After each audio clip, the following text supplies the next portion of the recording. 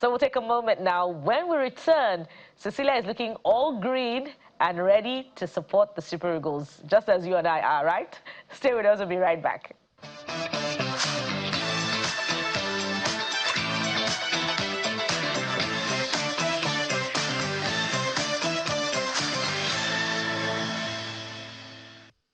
Welcome back. Our sports anchor and correspondent Cecilia Omorogbe joins me now on the show. So it's a show of two women. Yeah.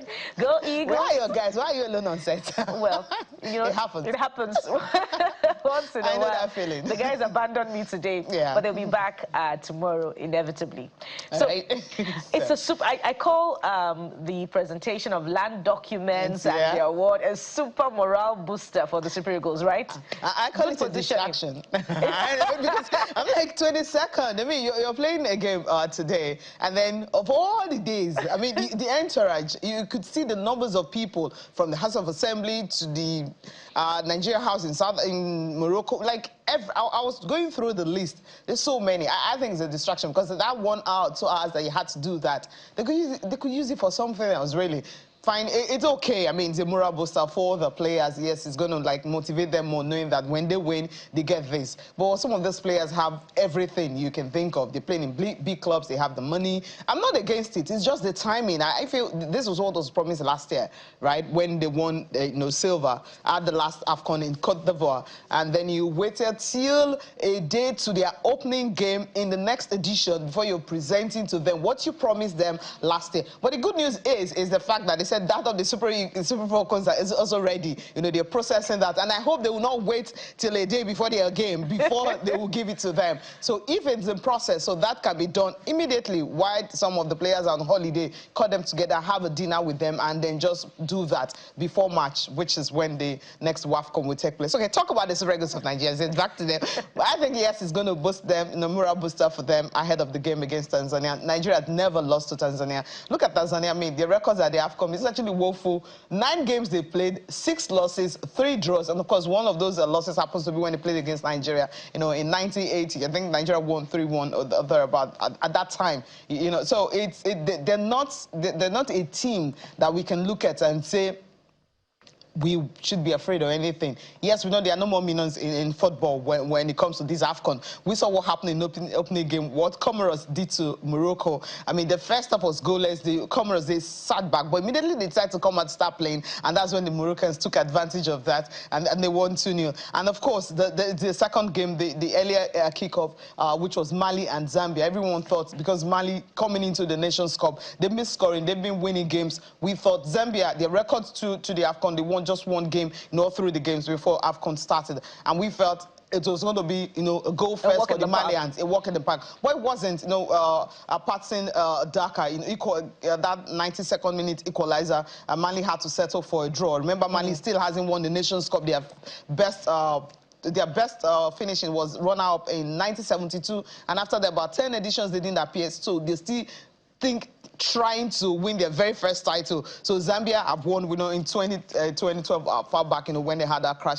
But then you look at the game against Angola and South Africa. You also thought South Africa is going to be a walk in the park. But the Angolans, had to score 1. South Africa won that by 2-1. Then, of course, Egypt and Zimbabwe could have thought that Zimbabweans would take the lead, for Egypt. If not for the brilliance of Omar Mamouche. And, of course, you have Mo Salah, scoring. If those 2 guys were not there, what could have happened in that game? They had the stars, but then the Zimbabweans pushed them to the edge, even scoring first, before Egypt were able to bounce back to score those 2 late goals. So it shows that this AFCON, you can actually take any team for granted. We've seen physicalities, we've seen tactical display, we've seen technicality, we've seen a lot, when it comes to these AFCON, the improvement of the African coaches, the way they set out, the way they set up. So it tells you that, yes, all the coaches right now and all the players, they know what is at stake. This is not Europe. This is Africa. I know African football. If you're not physical, if you're not quick, if you're not fast, you blink and anything can happen. Anything can happen, right? And we hope that it's all good that will happen. But we have Victor Osimhen as, our top guy. Yes. What impact do you think he will bring to the games? A whole lot, really. We saw what Salah did yesterday. You know, they had to take the bulls by the horns when the Chiefs were down. And I think that's what Victor Osimhen would do. And I'm praying, really praying that there will be no injuries, that the players will not target his legs. Because I know what some of these players, what they do to him. You know, Osimhen goes for every ball. And I hope that he can be conscious enough not to go for some balls. Forget it. You don't have to go for every ball. You can actually let some go, but because he's very hungry, he's an aggressive player. He wants to go for every ball. He wants to do the tackle. He wants to do the scoring. And then, so somehow, players understand and they know that they tend to target him. I hope that doesn't happen in this AFCON. But Osimhen is one player you cannot write up. When the Chiefs are down, I think he's going to rise up to the occasion, really. I'm really rooting for him to be the MVP of this tournament. I'm rooting for him, you know, to help Nigeria. At least, when was the last time we won AFCON? 2013. It's been a long time. Really. It's very long, right? Yeah. We hope we lift the trophy this time around. But there are 5 debutants besides our, you know, internationals. Yeah. How will this impact on the games this season? Yeah, I think, you know, if you remember what happened in 2013 when we have a Sunday Mba from Nigerian League, unknown, you know, what's the one who scored that goal, that brilliant goal that got the trophy for Nigeria. So sometimes when you have these unknown names, these players, yes, they are not unknown, but this is they're making their debut. Sometimes some of these players might just be, you know, your jokers who come in to actually make a difference when the Chiefs are down. But I think these 5 players, you know, we've seen Ryan Alebi, people have been talking about him, what he's done for his club. We've seen some other players who can actually come in and make a difference. And I hope that, you know, they may not start games, but I think when the Chiefs are down, when you have a player maybe having a knock or is praying, you want the player to rest, so you have options. I think it's the options that he gives to the coach. I think that's why he picks some of these stars, knowing that anything happens, you've got a backup, you know, the players to actually fall back on. So I think it's a tight squad, and I believe with the kind of squad that we have, if you go to Egypt, it's just, you mentioned Mamouche and you mentioned Mo Salah. Who else are you going to talk about? You go to Morocco, you just have 2 or 3 star players. But when you come to Nigeria, you have star players. So we've got the squad that can actually win the Nations Cup. And the fact that we have options, you know, at the back, it's something I'm really happy about with what the coach has done with the squad. You know, and it's so important, from what I'm following, to have fresh, you know, life injected into the Super Eagles team, you know, such that we also balance it out with the concerns that the internationals do not deploy to camp early enough. You know, the earlier we, you know, develop grassroots, the better.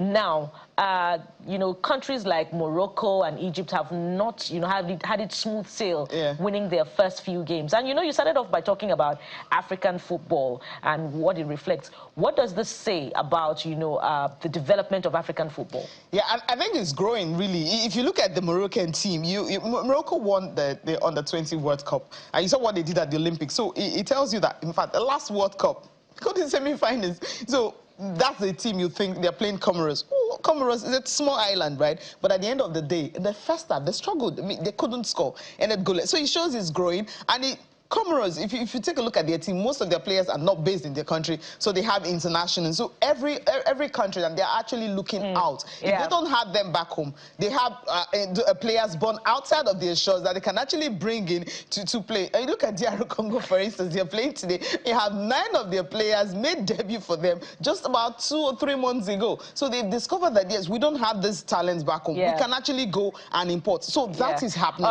And so it's also helping these countries to, you know, go toe-to-toe with the so-called big boys. So they should be afraid. Very quickly, Cecilia, what's your score prediction for today? I think 3-1, really. I don't know if we can keep a clean sheet, but I think 3-1. Don't give the opponent any room to score. You know, words are very powerful. I've learned to actually, you know, relax after what happened at the World Cup qualifiers. No, I came here saying Lesotho, Zimbabwe, come on, we're going to ride them and pick a World Cup ticket straight up. But hey, went to the playoffs. Could not still pick it after going to the playoffs. But right now, I'm humble, so I think 3-1 is fine. 3-1, okay, that's realistic. Thank you so much, Cecilia. I'm going to look for my jersey and get a ball and start rehearsing my support for the Super Eagles. Yes, next time we are here, I think we need to do that. Yes, indeed.